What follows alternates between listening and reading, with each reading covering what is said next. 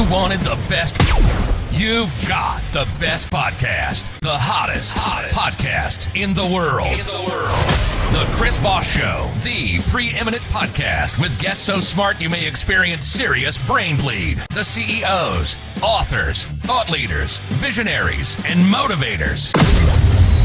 Get ready. Strap yourself in. Keep your hands, arms, and legs inside the vehicle at all times, because you're about to go on a monster education roller coaster with your brain. Now, here's your host, Chris Voss. Hi, folks. It's Voss here from the ChrisVossShow.com. Where the hell did that come from? Who was that? Who did that on the show? Who said that? That's the Iron Lady. With these things that makes it official. Welcome, friends and family, to the Chris Voss Show. For 16 years and over 2,100 episodes, we've been bringing you the Chris Voss Show. The billionaires, the CEOs, the White House presidential advisors, the Pulitzer Prize winners, all of the smartest people who share with you their journeys of life, their stories, their lessons that they learned through some of the cathartic times they went through, and they share them with you to let you know you're not alone, and maybe you too could be as cool as the guests on the Chris Voss Show. No, you guys are all. I'm just teasing. Anyway, we have a wonderful young lady on the show with us today. Today, we are joined by Raj Narayan, and she's going to be talking to us about some of the things that she does and how she does it. She is the founder and CEO at Emajin Golf, a golf tragic who loves the game. Raj comes from a corporate background and has held various corporate leadership and NED positions, including COO at Westpac Private Bank, a leading bank in Australia. She was a Golf NSW Advisory Committee member and a women's captain and board member at a leading golf club in Sydney, Australia. She believes golf is a powerful business networking tool, and she has experienced the benefits of golf networking firsthand. She wants to share their amazing benefits by building a powerful networking group through her company, Emajin Golf, spelled EMAJIN, which provides members with access to top golf courses, and you can learn from senior voices and opportunity to grow their business to greater heights. Welcome to the show. How are you, Raj? Thanks, Chris. Thank you for having me. Thank you for coming. And did I get your name pronunciation correct? Absolutely correct. So much energy at the beginning of the show, my brain just goes, woohoo, and I start just making up stuff. Raj, welcome to the show. Give us your .coms. Where do you want people to find you on the interwebs? Fabulous. On our website, amazn.golf, EMAJIN.golf, or you can find me on LinkedIn, Raj Narayan at Emajin Golf. So give us a 30,000 overview of what you guys do there. So we are a golf-based business networking group. So I have a background in banking, and all my life I've done various deals on the golf course. And I thought there's a huge opportunity to build a community around that. So what we do is we organize, it's a membership-based group. We provide access for our members to play at top golf courses, which you normally cannot access. We learn from senior keynote presenters, CEOs of listed companies, Olympic gold medalists and scientists, and then an opportunity to connect with people and grow your business and make business connections. So that's in the gist of what we do. So when I was young, we kind of all knew that golf was a great way to network. It was a great way to learn how to swear better, and throw golf clubs into oceans and waters and stuff. That's pretty much what I learned. But then I went to Arnold Palmer's School of Golfing and learned that everything I've been doing for years was completely wrong. And I just went, okay, I'm going to go do something that I'm good at. But it is a great networking thing. I mean, you've got the clubhouse where you can meet people, usually people that I think golf probably have maybe a higher net worth, because golfing is pretty expensive. It's not a cheap sport. And, it's kind of more, you spend a lot of time with, I guess, whoever you're networking with and talking with. And it used to be a real thing for business, You'd be like, hey, we're going to go have a meeting on the golf course as opposed to lunch or dinner. What are your thoughts on that, what I just said? Yeah, look, absolutely. All my life, I worked in banking and financial services, and I only wanted two things. One is to have an excuse to play golf midweek, and then two, to be able to expense it. That's what we do. Because we're a networking group, it's a tax-deductible expense, so we allow you to connect and network. But jokes aside, what we do is we had a membership base. So say, Chris, you came and joined us. We try to learn two things. One, learn more about your business and what you do. And two, learn more about who you're looking to connect with. And then every time you come, we curate the connection. So we place you in a table of 8 during our networking meeting, and we place you in a group of 4 with 3 other people. So every time you come, you meet 7 new people, 7 at your table. at the networking part of the day, and 3 when you play golf. So invariably, if you get it right, you're making great connections of people you want to meet in terms of size, scale, industry, operations of the companies that you've nominated. Basically. That's pretty cool. That's how it works, yeah.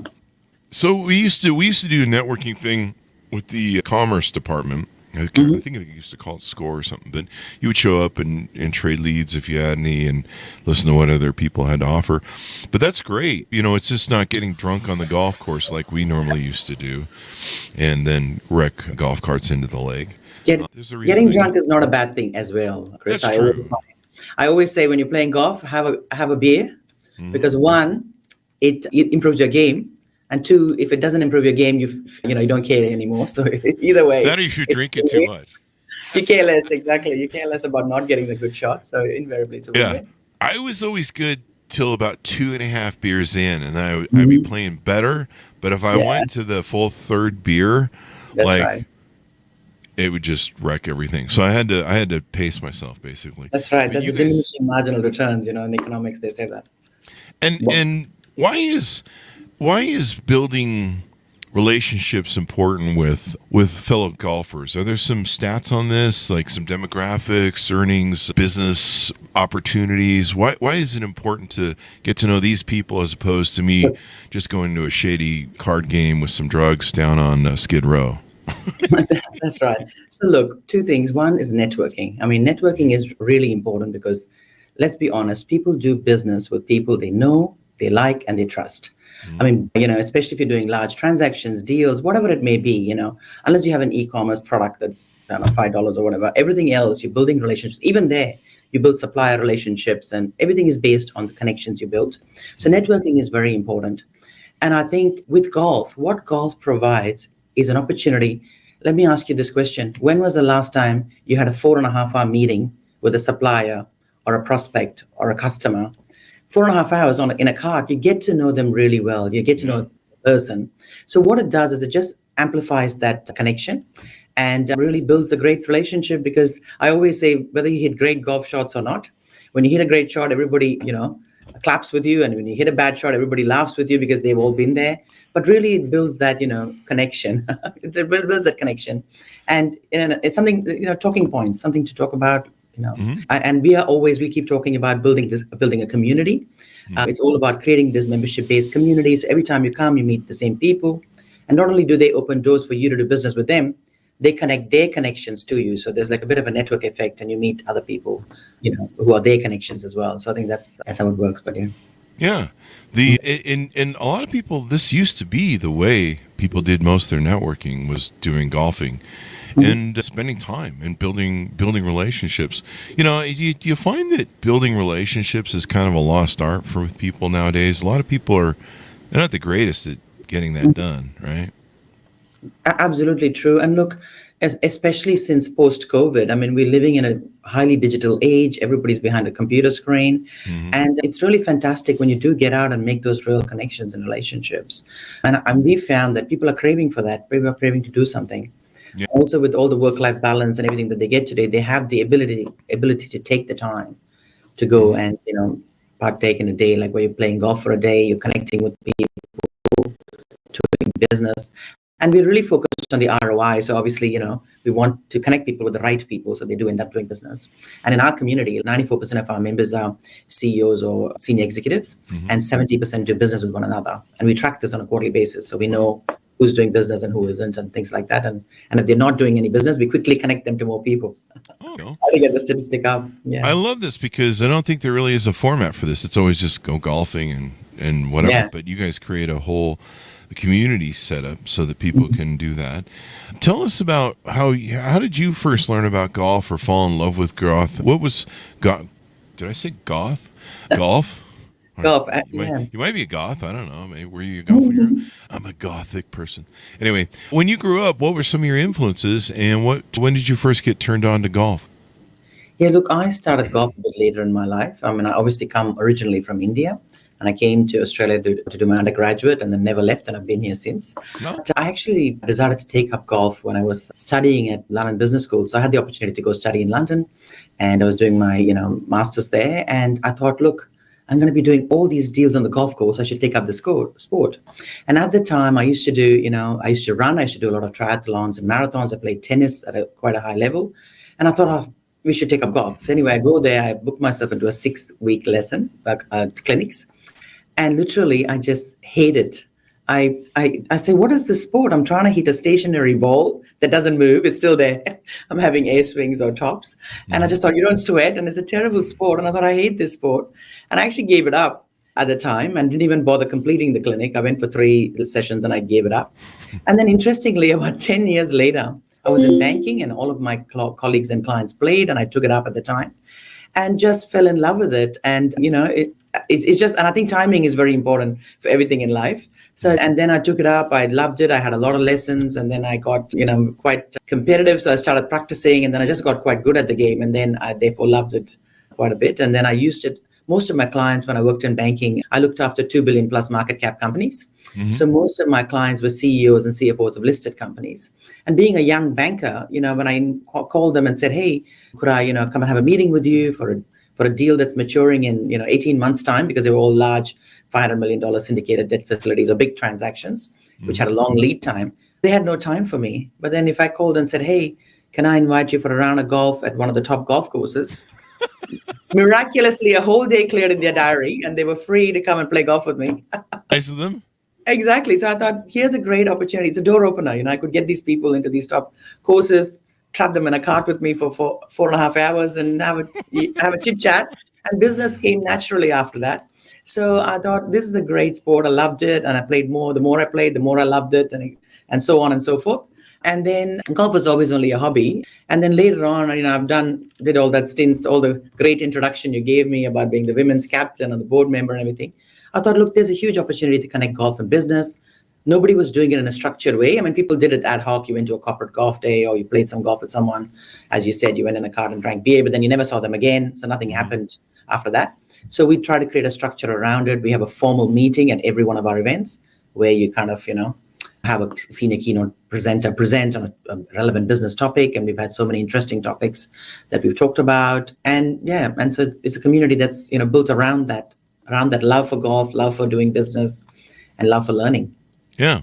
And I mean, like I say, people that play golf, you've got some stats here on your website. According to your guys' Emajin Golf's business networking, 94% of your members are C-suite or owners of companies. 73% are professional services people.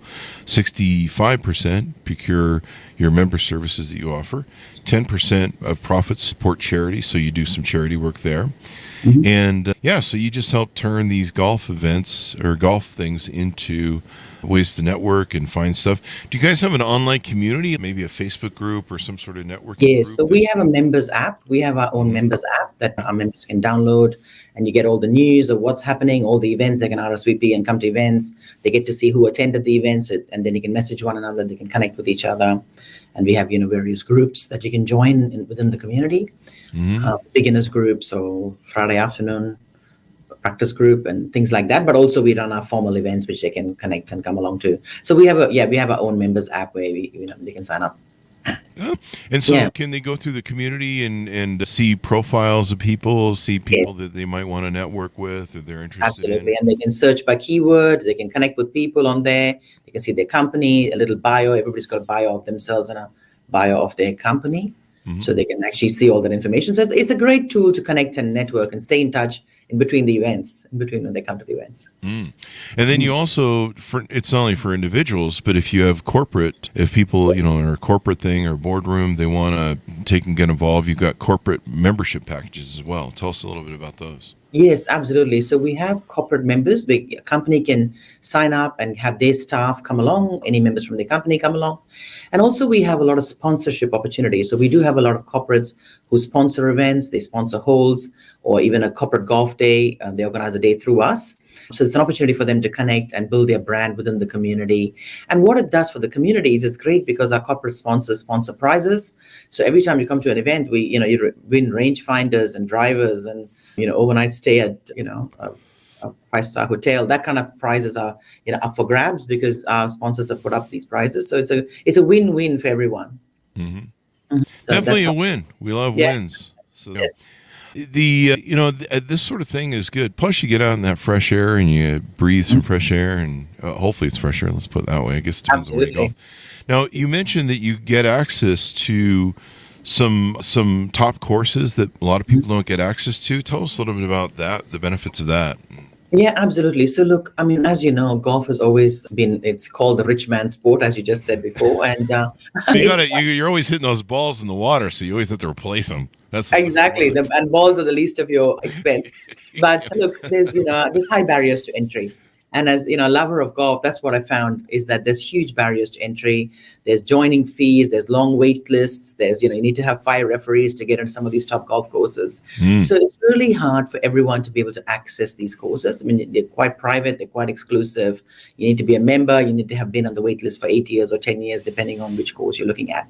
So one of the things we wanted was, and we talk about golf and growing the game, and everybody talks about growing the game. But the biggest competition in golf is substitution. It's what else can they do with their time and money? And preventing access sometimes makes it hard. People say, oh, it's too hard, I'm going to go do something else. So our goal is to try and provide access to all of the top rated golf courses. And so we organize events, like we organize tea times and events there, and then we take our members to those courses. So we are partnered with all of the top rated golf courses across Australia. We have some great partnerships and relationships with them. And then we use that to provide access. So for example, we play at, Kingston Heath, New South Wales, Lakes, all the top golf courses here, all the top 5 golf courses in the country, and top 10 or 30 golf courses. And in fact, in a couple of weeks, we're playing at Victoria Golf Club, which is a week before the Australian Open. So nobody gets access to play in a course at tournament conditions with grandstands and everything. And we have Kahan, who's a famous Australian golfer, who's going to be doing the keynote and presenting on that day. And he's going to do a massive putting masterclass and prayer hole with everybody. So we organize unique experiences like that. I mean, we've had the CEO of Australia Post, the CEO of Metcash, like listed CEOs present at our events. So that's the opportunity to play at these golf courses and hear from senior people. Yeah. So do you are you guys international, or are you just in Australia right now? Look, at the moment, we're only in Australia, but our goal is to go international. Absolutely. We'd love to be in America. We'd love to be in Asia, Japan, Korea, Vietnam, a lot of places, and, in Europe. So that's our goal to, expand globally. Yeah. Golf is an international based game. And Absolutely. what are some good strategies you found that are good for business networking other than using your services? And are there any good strategies that you found in just normal business networking? Yeah, look, absolutely. I mean, I do a lot of keynotes and presentations on networking. I love networking, and I've been part of so many groups. And I've got my little acronym, and we've got this called the Rich Referral Recipe, and RICH. So how to get rich using networking. And it's basically 4 things, right? One is R stands for the right people.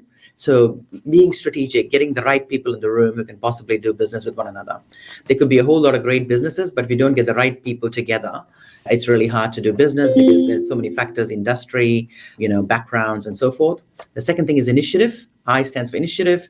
So whether you're at your own event or whether you're at someone else's event, take the initiative to organize things, to connect people, and be a leader in that space. And the third one, C, is creating a friendly environment. So making sure everybody feels welcome and connecting people. And the fourth thing is the H stands for high quality experiences. And that's one of the things that we like to provide, because something that's memorable, because you go to so many events, you go out your business cards, you connect with people, have coffee, etc. So when you have something that's a high quality experience, like going to a top golf course or hearing from someone, special, it's just a talking point. So they go back to work the next day and they say, you know what? Yesterday I was out with Raj and, I played at Kingston Heath Golf Club and I heard the senior keynote presenter. So that is a high quality experience that makes it memorable and it helps you build those connections. Yeah. We always used to meet a lot of good people in the golf. There's great things that corporations can do. There's companies that I've consulted with that basically they'll do outings for the golf course for some of them, their people in their company and their C-suite. Yeah. And it's a good what's that, trust, it's a good builder of stuff. Like people do those trust events and different team building events. That's the word I'm looking for, team building. Yeah. And those sort of outings can be great for that as well. So it sounds like you guys got it down. I love the program. I think there's a lot of people just golf and imagine people do some networking, but having the setup there, the base to be able to go, here's how you can do it. Now, you guys also have speakers come and talk about things and instructions. Are the speakers just golf instructors, or are they inspirational, motivational speakers? Absolutely. So we have a lot of business leaders come and present at our events. So we've had listed CEOs of big companies. We have Olympic gold medalists talk about, the mental game and, various things that are applicable for business. We have golf, legendary golfers come and speak. We've had scientists. We have every type of keynote presenter, but always on a relevant business topic. They always present on a relevant business topic. So it's a great way to get learnings. And we presented on so many topics like sales, on e-commerce, on, cryptocurrency, on, the healthcare in Australia, the healthcare in the world. So many different topics. So we always present on great, interesting topics. So it's a great way to connect and learn from, the presenters. Exactly. Yeah, I mean, you can get people that can motivate in your life, that can help you do all your things and all that good stuff. You got to love it. So what haven't we talked about that maybe you want to, advertise to people and get them involved with? Are you looking for franchisees to handle your outside Australian network, or are you going to be managing it yourself as you scale and grow? Yes, look, we're definitely looking for partnerships. I'm not sure whether we'll go to a franchise model, but we're looking for partnerships and people, in those geographies to connect with us and for us to be able to grow and build some, joint venture relationships or partnerships with people in those geographies. Absolutely. And we have so far grown organically. We've grown quite rapidly in size, and every one of our events, we have 100 to 150 people attend them. And we've got, over 9,000 people in our database and, over 2,000, 2,500 active people coming all the time. So it's quite a large community, quite a large network. And we'd love to, be able to, grow this model overseas and elsewhere. So we'd love to hear from people and who want to be involved, or people who just want to play golf and take advantage of this model. Yeah. I mean, it's something that can really make all the difference for you. So let's as we go out, give people a final pitch to find out more about you guys, get involved, et cetera, et cetera. Yes, absolutely. Look, we're a growing group, a very fast growing and amazing community. I always say people join us to gain access to top golf courses, and people join us to hear from senior keynote speakers and learn, on relevant business topics. But the real reason that people stay is because they grow their business, and the value of the community is the community itself. Like, we've got amazing business owners, leaders as members of our community. So in the end of the day, that's the, value you get by joining a group. You get to connect with these people, share ideas, share, business strategies, do business. We have people in our community, doing joint ventures with one another, partnering on projects, providing connections, etc. So it's a great group to be part of. And definitely do connect with us and join this. And I always say, I love this Brian Solis quote where he says, community is not about belonging to something. Mm-hmm. Community is doing something together that makes belonging matter. And golf is that linchpin of our community. So I would love for people to connect and grow the game. That's a great quote. Brian is a friend of mine. Fantastic. There you go. We've spent a lot of time hanging out at a lot of different events and things of that nature. He's a great guy. Wonderful gentleman. Very insightful, and his scientific way that he can look at different things is just amazing to me. Anyway, fun is fun. And give us the .golf, I guess, as we go out. Yes, that's right. Emajin.golf, EMAJIN.golf, or connect with me on LinkedIn, Ryan at Emajin Golf. And there'll be a link on the Chris Voss Show you can find there as well. Thank you very much, Raj, for coming on the show. We really appreciate it. Thanks, Chris, for having me. It's been fantastic. Thank you. And thanks for reminding us for tuning in. Go to goodreads.com/Chris Voss, LinkedIn.com/Chris Voss, Chris Voss1 on the TikTokity, and all those crazy places on the internet. Be good to each other. Stay safe. We'll see you next time. And that should have us out. Great show.